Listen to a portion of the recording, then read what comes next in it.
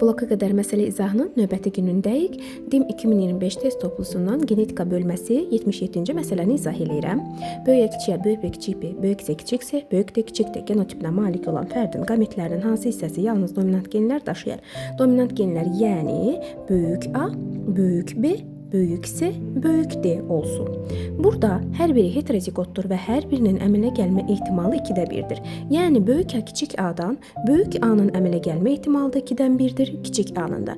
Böyük və kiçik B-də də böyük B-nin də əmələ gəlmə ehtimalı 2-dən 1-dir, kiçik B-nin də əmələ gəlmə ehtimalı 2-dən 1-dir. Böyük isə kiçik C-də böyük C-nin də əmələ gəlmə ehtimalı 2-dən 1-dir, kiçik C-nin də əmələ gəlmə ehtimalı 2-dən 1-dir. Böyük də kiçik D-də də eyni qaydada böyük D-nin də əmələ gəlmə ehtimalı 2-dən 1-dir. Kiçik D-nin də əmələ gəlmə ehtimalı 2-dən 1-dir. Ümumilikdə dominant genləri daşıyan qametin əmələ gəlmə ehtimalı olacaq 16-da 1.